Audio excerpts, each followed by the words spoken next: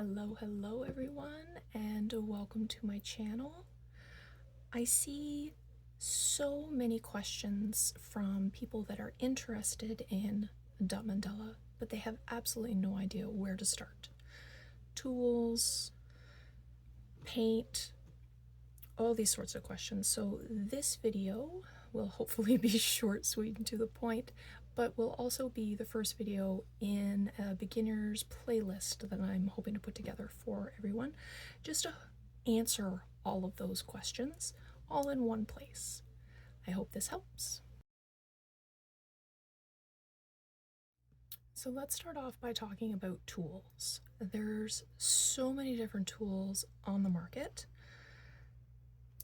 And of course, it's also going to depend on the country that you live in. So you can search Amazon, Etsy, art supply stores. I've even found some things at the dollar stores. But these are the sets.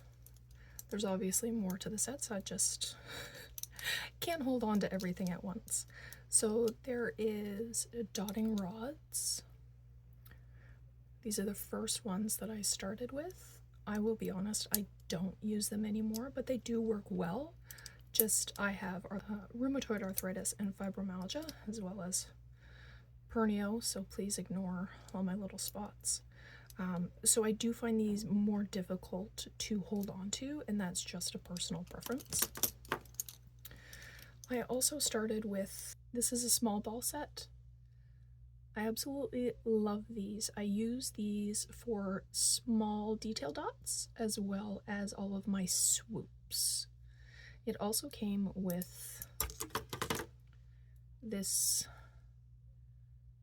funky end, which I don't use, but it's got a silicone end on it, which I absolutely love because I use this to wipe off dots that I want to remove because it was a mistake.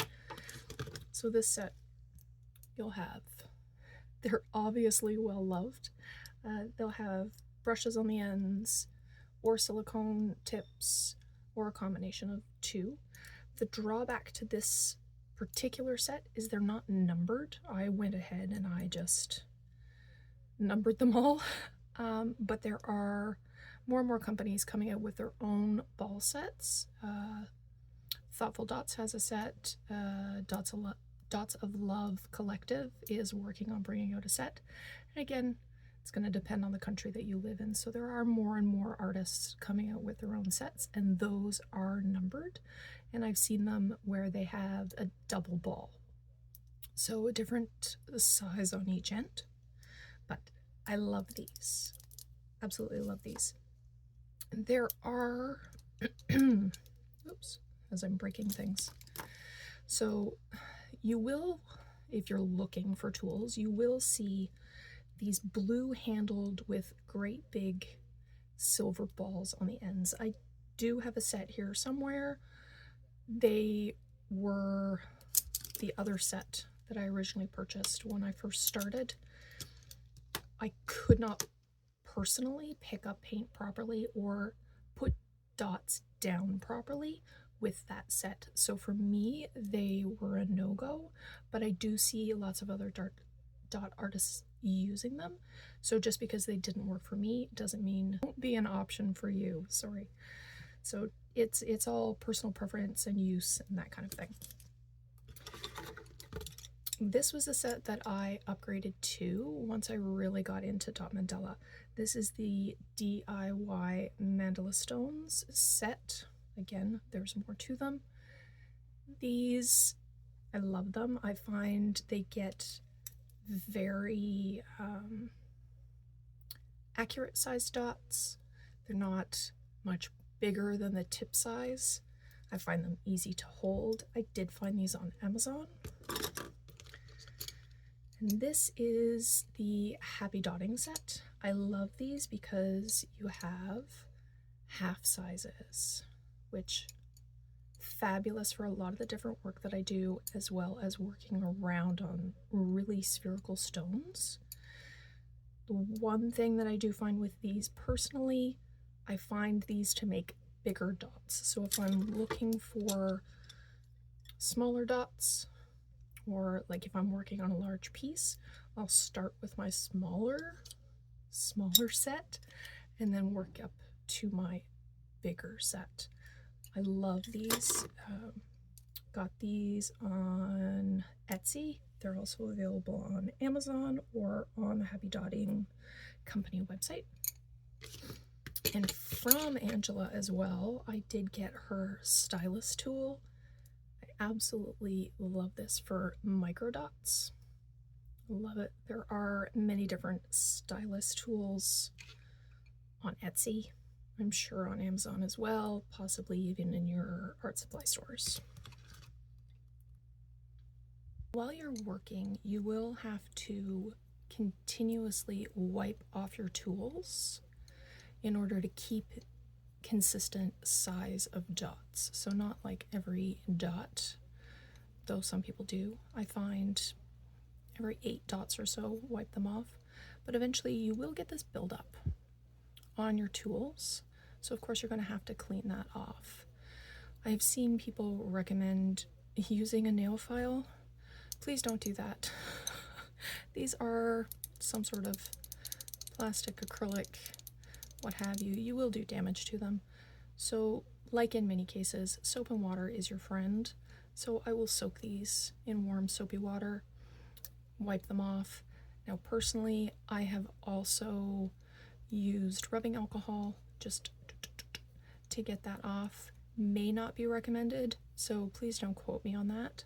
So far I haven't had any problems, but I'm also not soaking them in it. So I know that they do say non-abrasive. So always keep paper towel around, or some people will use baby wipes, a wet sponge, that kind of thing, just to keep cleaning off your tools. Other tools that you will need to work with. For making guidelines, I highly recommend, if you're starting out, to work with guidelines. Sorry, my focus is off.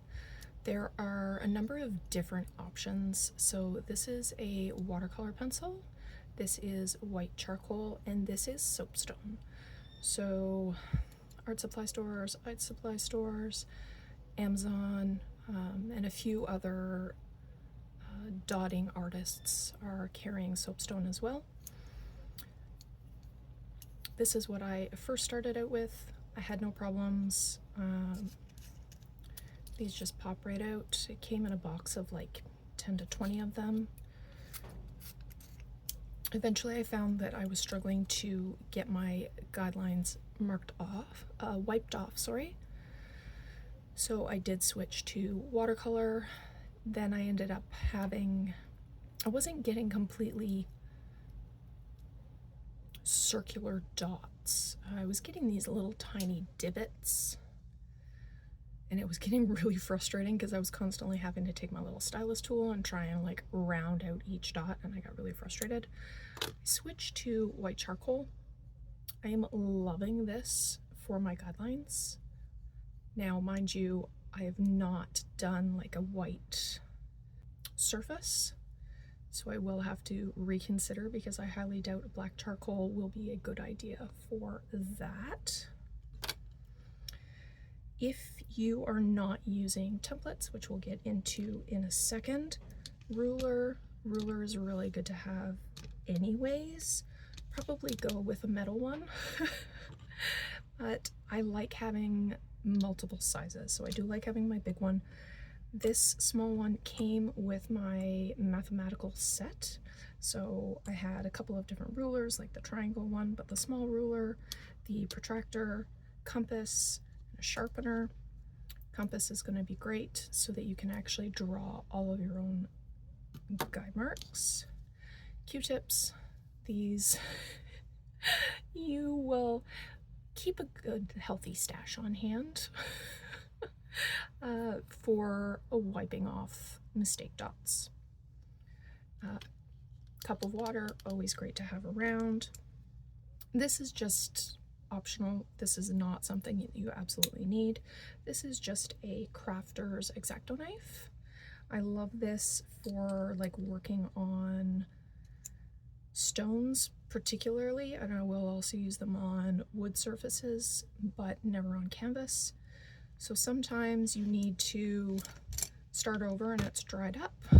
So I had some dots in here that I really was not a fan of, so I took my X-Acto knife and I just popped them all off. Another optional thing, I do really like these script liners from Art Supply Store. Sometimes there's just a wee tiny little mistake that's really driving me nuts. So I will use this in whether it's my dot color or my base color and just smooth out that little circle. I love these. Love, love, love. I have multiple. And tweezers. Why would you need tweezers? Well, occasionally you'll find a hair that's stuck in wet paint, so using a pair of tweezers will help make sure that you're not ruining your dot. And sometimes I find there might be a chunk of dried paint in your pot, so I just use my tweezers and I just grab that out. Again, optional, but super handy. Stencils are a great way to start your dot mandala journey. You can get them super cheap on places like Amazon, Etsy. Come in sets, individuals, different sizes. And you can also get some sets of like super fun little patterns. Super fun, but not mandatory. You can do all of these just with the ruler, compass, and protractor. Don't need these, but they're super helpful. You'll also need some sort of surface. Rule of thumb is if it doesn't walk, you can dot it. These are just a couple of surfaces that I've started prepping. So these are coasters that I found at the dollar store. You can also get them at Amazon, your local woodworkers, Etsy, all sorts of places. This has already been prepped. I just have to sand off the little whoopsies, little keychain that I'm going to do.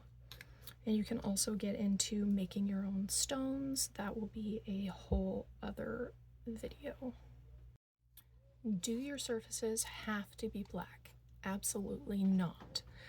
That is just probably one of the best ways to start your journey. The colors really show up. It's easy to see all of your guidelines, but you can use any color you choose. It's completely up to you. It's your art. It's your journey. Just have fun with it. Baby wipes are great for cleaning off your guidelines. They're fabulous. You can also use a damp soft cloth, a damp soft sponge, anything like that. It's not as terrifying to wipe them off as it seems to be. And of course, you're going to need paint. There are a lot of different brands on the market. Again, it's going to depend on the country that you live in. Consistency is key. If you're just starting out, trying to work with mediums and get the right consistency will drive you bonkers. So if you can, go with the Deco Art Americana. It is the perfect consistency straight out of the bottle. You don't need to worry about altering the consistency at all. Liquitex and Golden, these are thicker paints. I just put them here to make things pretty. I've also been using the Folk Art Color Shift. These are a little bit thicker, but not quite. And the consistency that you're looking for, you'll hear it compared to yogurt as well as egg yolk. So of course there's multiple different consistencies of yogurt. You don't want a Greek yogurt. You don't want a chunky yogurt that's got like berries and fruits and things in it.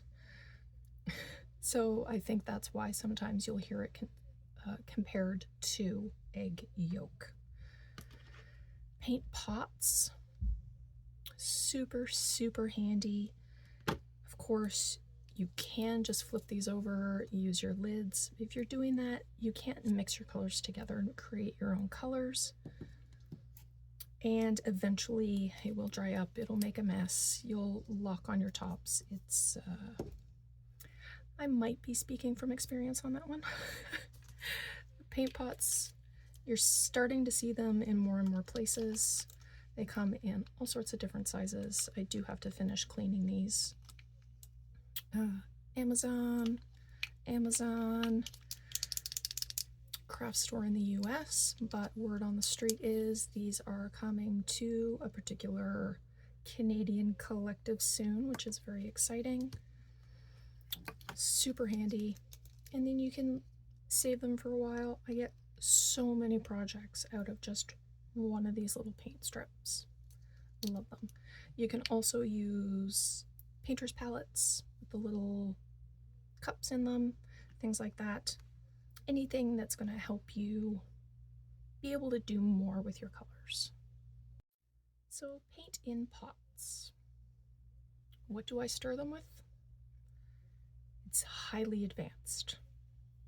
I just use the end of a paintbrush. You can use your dotting rod, just a little one. You can also get little silicone stir sticks. I just got all of these brushes with my paint strips. They work for me. So consistency, just gonna stir this up a little bit. Kind of peaks and then it just kind of drops. It's a really good consistency. Now this next one, I ended up not shaking the bottle, and it had actually separated inside the bottle, so I got a lot of liquid as well as a lot of paint, and it wasn't mixing properly. It was super thin, so I went ahead and started mixing medium into it to try and fix it. Let's see how thick I made this. A little bit thicker, so I did end up thinning it down some, but it is a little bit harder to work with. I can get that to focus there. Just a little bit thicker. Here's a really old pot.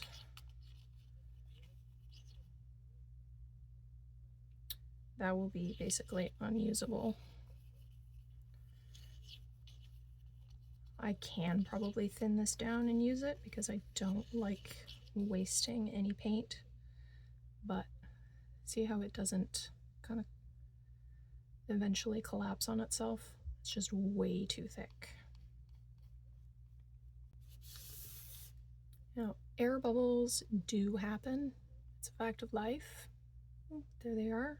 If they're in your strips, you can just boop, boop. You can do that.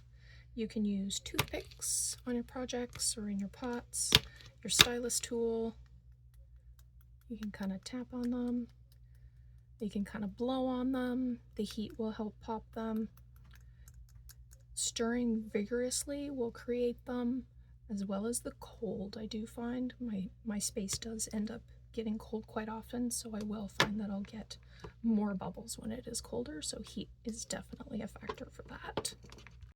These aren't necessary, but again, super, super helpful. I don't know what I would do without my turntables. So this one is the Happy Dotting Company turntable. It came with my set. I think it was the first set of stone molds that I purchased from her. I love this little one for small projects as well as my stones. And this is just a larger turntable, obviously for larger projects. And I also grab these. Again, with arthritis, I have all sorts of handy dandy things around. They're just jar grips. I love these because what ends up happening, nothing's going to slide around now.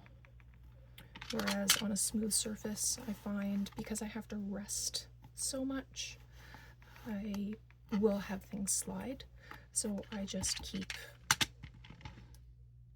these fun little grips on things to help stabilize my surfaces while I'm working. I hope you enjoyed today's video. Please do let me know in the comment section if this helped you at all. If you have any further questions, I really look forward to doing more of these videos to help you on your dot mandala journey. Please feel free to like, comment, share, and don't forget to hit that subscribe button. See you all in the next one.